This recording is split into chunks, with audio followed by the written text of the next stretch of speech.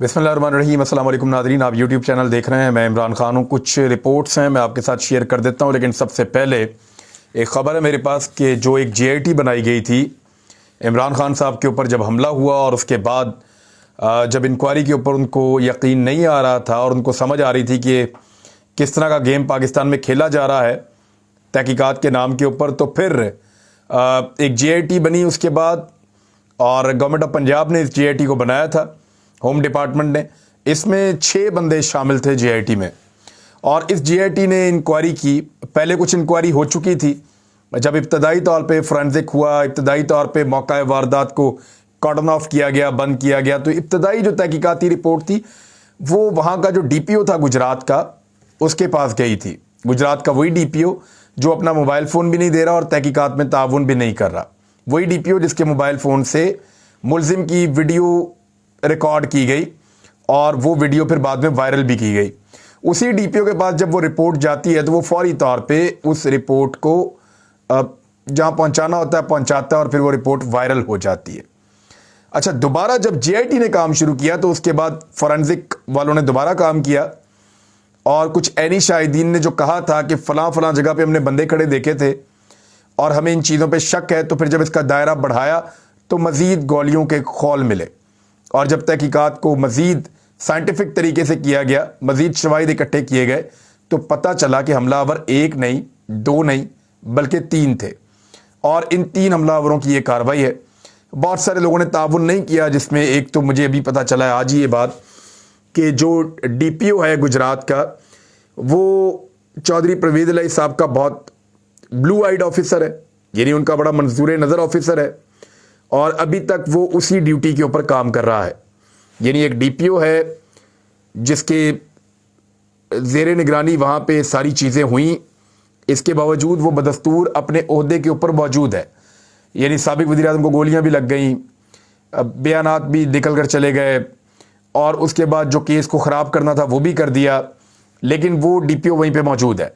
तो उसमें उसकी वहाँ मौजूद होने में और उसके ताउन ना करने में बहुत बड़ा हाथ जो है वो चौधरी ख़ानदान का बताया जा रहा है कि वो उसको बहुत पसंद करते हैं और इस मामले में सपोर्ट कर रहे हैं। और वैसे भी एस्टेब्लिशमेंट की मर्ज़ी के ख़िलाफ़ चौधरी फैमिली जो है वो कोई फ़ैसला नहीं करती, और ये DPO जो है वो नॉर्मली जिस तरह की हरकतें कर रहा है एस्टेब्लिशमेंट चाहेगी कि वही अपनी जगह पे मौजूद रहे। क्योंकि मैं अभी आपको बताने लगा हूँ कुछ फैक्ट्स जो इस बात को साबित करेंगे। मुझे आज 2 मुख्तलिफ सोर्सेज ने ये इन्फॉर्मेशन मुझे उनसे मिली है और मैंने इसके बारे में पता करवाया।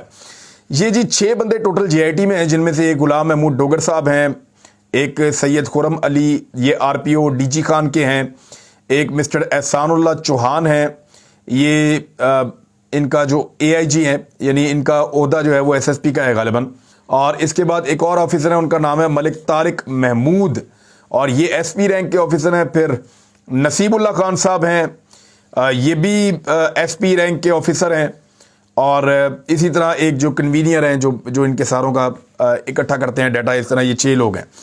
अच्छा, इनमें से 6 में से 4 लोगों को बुलवा कर बाकायदा थ्रेट किया गया है 2 जगहों पे। एक जगह मैं आपको बता देता हूँ, दूसरी जगह आप खुद ही समझ जाइएगा। एक जगह जो है वो IG ऑफिस के बारे में कहा जा रहा है कि वहाँ पे इनको बुलवाया गया और इनको वार्न किया गया कि आप ये क्या कर रहे हैं, और ये जो JIT की रिपोर्ट है जो जमा करवाई गई है, इंक्वायरी रिपोर्ट इब्तदाई तौर पे अदालत में, उसके ऊपर तहफ़्फ़ुज़ात ज़ाहिर किए जा रहे हैं। 2 चीज़ों के ऊपर ज़्यादा दबाव डाला गया है, जिनमें से एक चीज़ ये है कि जो लाहौर ग्रीन टाउन में एक मुकदमा दर्ज हुआ जिसमें मियाँ जावेद लतीफ़ और मरीम साहिबा के ऊपर था कि इन्होंने इमरान खान साहब के ऊपर एक तौहीन मज़हब का एक बड़ा खौफनाक किस्म का प्रोपेगेंडा किया था, और उस मामले पे इनके ऊपर एक मुकदमा दर्ज करवाया था एक शहरी ने। उस मुकदमे को इसके साथ शामिल ना करें, इस JIT की रिपोर्ट का हिस्सा ना बनाएं और उनको इससे बाहर रखें। यानी वो जो ताकतवर हलके हैं या एस्टेब्लिशमेंट है पाकिस्तान की, वो ये चाह रहे हैं कि फ़िलहाल इन लोगों को बाहर रखा जाए, इस सारे मामले से हुकूमत के लोगों को बचाने की कोशिश कर रहे हैं, नंबर 1। नंबर 2 जो है वो कह रहे हैं कि आप इस बात के ऊपर कन्विंस हो जाएं और आप ये कहें, और दबाव इसलिए डाला जा रहा है कि आप ये कहें कि अकेला हमलावर था। ये जो 3 हमलावर वाली कहानी आ रही है, ये जो बाकी बुलेट्स आ रही हैं, ये जो बाकी हमलावर का जिक्र हो रहा है, یہ جو گولیاں زیادہ لوگوں کو لگے گا تذکرہ ہو رہا ہے، یہ ساری چیزوں کو آپ چھوڑ دیں اور آپ یہ کہیں کہ نہیں یہ حملہ آور جو ہے وہ ایک ہی تھا۔ اب یہ دوسرا دباؤ ڈالا جا رہا ہے۔ دباؤ ڈالنے کے لیے ہتھ کنڈے کون سے ہیں وہ بھی میں نے پتہ کیا کہ دباؤ کس طرح کا ڈالا جا رہا ہے۔ 4 لوگوں کو بلوایا گیا ہے 2 جگہ پہ، ان کے اوپر دباؤ ڈالا گیا ہے۔ ان کے دفتروں میں بھی لوگ ویسے چکر لگا رہے ہیں اور مختلف طریقوں سے، جیسے دبانے کا ڈرانے کا ایک طریقہ ہوتا ہے، وہ استعمال کیے جا رہے ہیں۔ 16 نومبر کو یہ GIT بنی تھی، اس کے بعد یہ جب رپورٹ آئی کسی کو آئیڈیا نہیں تھا، کیونکہ اسٹیبلشمنٹ کو عادت ہے پاکستان کی کہ جو بھی GIT رپورٹ بنے یا جو بھی تحقیقات ہوں ان کے اندر جو لکھا جائے وہ کم سے کم ہمارے سے اپروو کیا جائے، ہم بتائیں کہ اس میں یہ چیزیں شامل کرنی ہیں اور یہ چیزیں اس میں سے نکال دینی ہیں، تو وہ ان کو لگتا ہے کہ وسیع تر قومی مفاد میں وہی ٹھیک فیصلے کرتے ہیں۔ تو وہ یہ 2 چیزیں تو میں نے آپ کو بتا دی کہ جو 2 چیزوں کے لیے دباؤ ڈالا جا رہا ہے۔ ایک تو یہ ہے کہ یہ کہو کہ حملہ آور اکیلا ہے، اور ہو سکتا ہے کہ آنے والے دنوں میں GIT کے ممبرز اتنے تنگ آ جائیں کہ ان میں سے کچھ لوگ یہ کہنا شروع ہو جائیں کہ جی بالکل وہ حملہ آور جو ہے وہ اکیلا ہی تھا، ہمیں تو غلط چیزیں بتائی گئیں۔ ہو سکتا ہے کہ دباؤ بہت زیادہ بڑھ جائے۔ دباؤ ڈالنے کے لیے یہ کہا جاتا ہے کہ پھر نوکری تو آپ نے یہیں پہ کرنی ہے، پھر نوکری جو ہے وہ تو پوسٹنگ بھی ہوتی ہے، ٹرانسفر بھی ہوتی ہے، اور نوکری مشکل بھی بنا دی جاتی ہے، نوکری خطرے میں بھی ڈال دی جاتی ہے، مختلف انکوائریز بھی کھول دی جاتی ہیں۔ پھر اس کے علاوہ بیوروکریسی کو یا آفیسرز کو کنٹرول کرنے کے اور 100 طریقے ہیں، ان کی فائلیں جو ہیں وہ کھول دی جاتی ہیں، یا ان کی جو ایک رپورٹ بنتی ہے ACR کہتے ہیں غالباً اس کو بھی خراب کیا جاتا ہے۔ تو یہ ساری چیزیں طاقتور لوگوں کے، مقتدر حلقوں کے ہاتھ میں ہوتی ہیں، تو اسٹیبلشمنٹ ان چیزوں کو کنٹرول کر سکتی ہے، لہذا ان کے اوپر کافی دباؤ ہے کہ ان کی نوکری خراب کر دی جائے گی، جو لوگوں نے مجھے بتایا، بلکہ ایک نے تو بہت سخت الفاظ میں بتایا کہ اس طرح کی چیزیں جو ہیں وہ ان آفیسرز کے خلاف کی جا رہی ہیں اور لگاتار کی جا رہی ہیں۔ یہ چیز میں نے آپ کو رپورٹ کر دی ہے۔ اب کچھ اور خبریں ہیں وہ بہت اہم ہیں۔ ایک تو عدالت کے اندر لوگ گئے اور انہوں نے کہا جی کہ یہ وہ وکیل ہی گیا ہے جو ملزم نوید کا ہے، اس نے جا کر عمران خان کا پولی گرافک ٹیسٹ کروایا جائے، اور اس معاملے کے اوپر عدالت نے کیا کیا ہے کہ سماعت کے لیے اس کیس کو منظور کر لیا ہے۔ ہو سکتا ہے یہ نظام عمران خان کا پولی گرافک ٹیسٹ بھی کروا لے۔ ویسے یہ ایک حیرت انگیز واقعہ ہوگا کہ حملہ آور کا تو ہوتا ہے، ملزم اور مجرم کا تو پولی گرافک ٹیسٹ ہوتا ہے، مدعی جس کو گولیاں لگی ہیں اس کا بھی پولی گرافک ٹیسٹ۔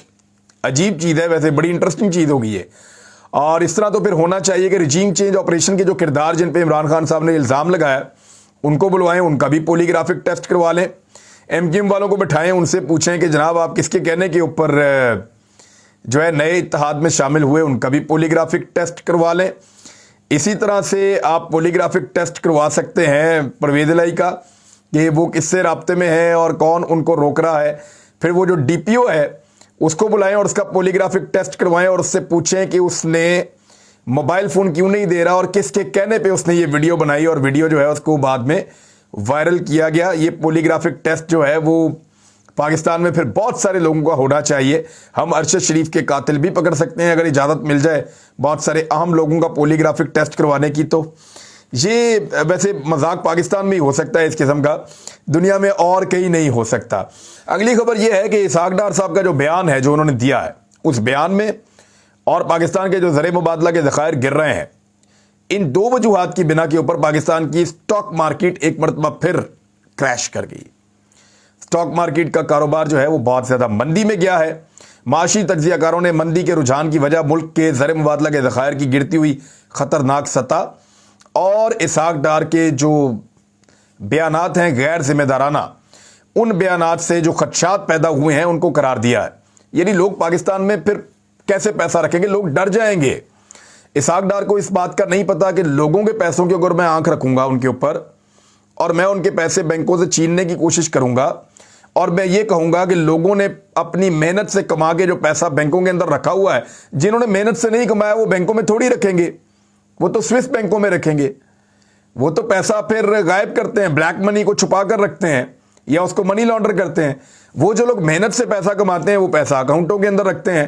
اب اگر آپ ان کا وہ پیسہ چھیننے کی باتیں کریں گے کہ وہ پیسہ بھی ہمارا ہے اور حکومت اس کو اون کر لے گی یا اکاؤنٹ کو سیز کر لے گی جیسے ماضی میں انہوں نے کیا تھا، تو یہ تو بڑی خراب صورتحال ہو جائے گی، لوگ پینک کر جائیں گے۔ اور خدا نخواستہ اگر لوگ پینک کر گئے تو سچویشن کا اسحاق ڈار صاحب کو آئیڈیا بھی ہے، بوکھلائی ہوئی حرکتیں اسحاق ڈار صاحب کر رہے ہیں جس کی وجہ سے پاکستان کے اندر سٹاک مارکیٹ لگاتار گرتی چلی جا رہی ہے۔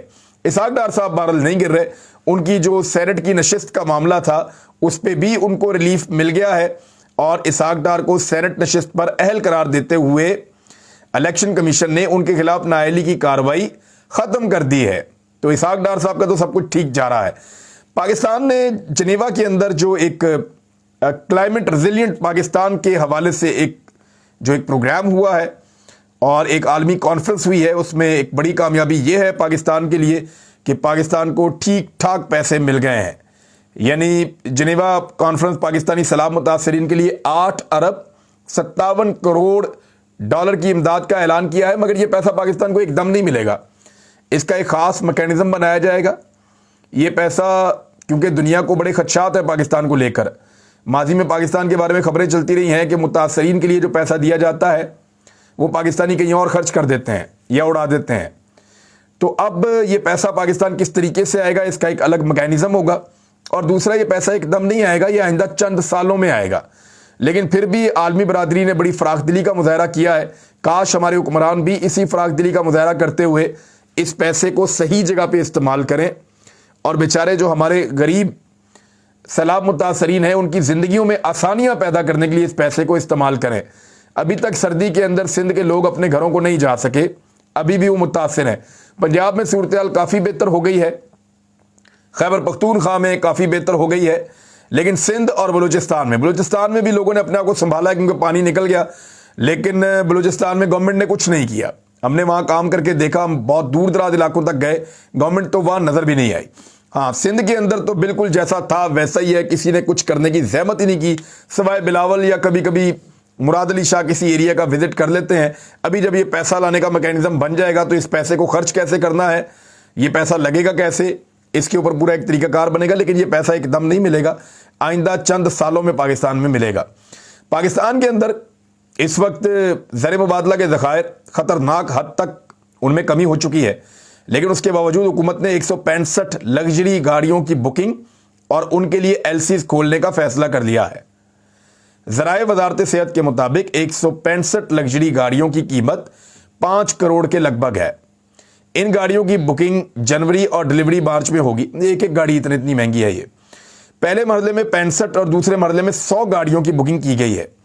اس حوالے سے ذرائع نے بتایا کہ جو ضروری درآمدات ہیں، تیل اور اشیاء خورد و نوش، ان میں مسائل آ رہے ہیں، ہیلتھ انڈسٹری میں بھی مسائل آ رہے ہیں، یعنی ہر جگہ پہ $1.5 لاکھ $2 لاکھ چھوٹی چھوٹی چیزیں جو ہیں ان کے اندر مسائل آ رہے ہیں، لیکن یہ بہت قیمتی اور بڑی بڑی گاڑیاں امپورٹ کرنے کے لیے LCs کھولنے کا اس حکومت نے فیصلہ کیا اور اپنے اخراجات بھی 26.1% بڑھا دیے ہیں۔ امپورٹڈ حکومت نے جو بیانیہ میں نے آپ کو تھوڑے دن پہلے کہا تھا کہ اکانومی کو عمران خان نے تباہ کیا، یہ بیانیہ بنایا جائے گا، تھوڑے دن پہلے میں نے کو کہا تھا، آج خواجہ سعد رفیق صاحب نے اس میں حصہ ڈالا ہے۔ خواجہ صاحب فرما رہے ہیں کہ ہم پاکستان میں گردشی قرضہ صفر کر کے گئے تھے، ان کی حکومت کئی 100 ارب کا قرضہ چھوڑ کر گئی۔ اسی جملے کو پکڑ لیں۔ ایک تو گیس کے اوپر پاکستان پیپلز پارٹی کے دور حکومت میں کوئی اس طرح کی چیز نہیں تھی، لیکن اس کو بھی بہت خسارے میں 500 ارب تو یہ چھوڑ کے گئی تھی PMLN کی حکومت۔ میں نے خواجہ صاحب کے اسٹیٹمنٹ کے بعد سرکاری اعداد و شمار نکالے، اور جب ڈاکومنٹ نکالے اس کو میں نے ٹویٹ بھی کیا ہے، تو وہ ڈاکومنٹ چلا کر بتا رہے ہیں کہ میاں نواز شریف صاحب جب اقتدار میں آئے تھے تو 500 ارب کا گردشی قرضہ تھا جو زرداری صاحب چھوڑ کر گئے تھے پاور سیکٹر میں۔ نواز شریف صاحب نے آتے ہی کچھ کمپنیز کو اور لوگوں کو خوش کرنے کے لیے وہ 500 ارب ادا کر دیے۔ نواز شریف صاحب نے 500 ارب ادا کیے، لیکن جب نواز شریف صاحب کا دور حکومت ختم ہوا 2018 میں، تو اس وقت پاکستان کے اوپر جو گردشی قرضہ PMLN کی حکومت چھوڑ کر گئی تھی، صفر کہہ رہے ہیں خواجہ سعد رفیق، لیکن جو چھوڑ کر گئی تھی وہ 1148 ارب روپے تھا۔ میں پھر بتا دوں، 1148 ارب روپے کا گردشی قرضہ چھوڑ کر گئے تھے۔ یعنی آپ 1500 پہلے والا لگا لیں، 500 پہلے والا لگا لیں اور یہ بھی ملا لیں تو یہ بن جاتا ہے لگ بھگ 1648 ارب کا انہوں نے یہ خسارہ پیدا کیا پاکستان کے لیے۔ تو یہ خواجہ سعد رفیق صاحب نے جو بیان دیا، یہ عملی طور پہ اور فیکچولی یہ غلط ہے، لیکن اس پروپیگنڈا کا حصہ ہے جس کے بارے میں میں نے آپ کو بتایا تھا۔ آئیے میں اپنے دوبارہ وہی مطالبہ کیا، وہ مطالبہ میں آپ کو پھر اگلے ویلاگ میں بتاؤں گا، اور کچھ اور چیزیں بھی ہیں وہ بھی آپ کے ساتھ شیئر کروں گا۔ لیکن اچھی بات یہ ہے کہ دنیا پاکستان کو اب بھی امداد دینے کے لیے تیار ہے، اور انہوں نے غریب پاکستانیوں کے لیے اور سیلاب متاثرین کے لیے بڑی فراخ دلی کے ساتھ پیسہ دیا ہے۔ ہم امید کرتے ہیں کہ پاکستان کے ادارے اور پاکستان کی حکومتیں، ابھی ایک حکومت ہے، تھوڑے عرصے کے بعد دوسری حکومت آئے گی، نگران آئے گی، اس کے بعد اگلی حکومت آ جائے گی، تو یہ پیسہ چند سالوں تک ملتا رہے گا۔ جس کی بھی حکومت ہو، ہم امید کرتے ہیں کہ یہ پیسہ غریب پاکستانیوں کے اوپر جو سیلاب سے متاثر ہوئے ہیں، جن کی زندگیاں بکھر گئی ہیں، ان کو سمیٹنے میں کام آئے گا۔ اب تک کے لیے اتنا ہی، اپنا خیال رکھیے گا، اپنے اس چینل کا بھی۔ اللہ حافظ۔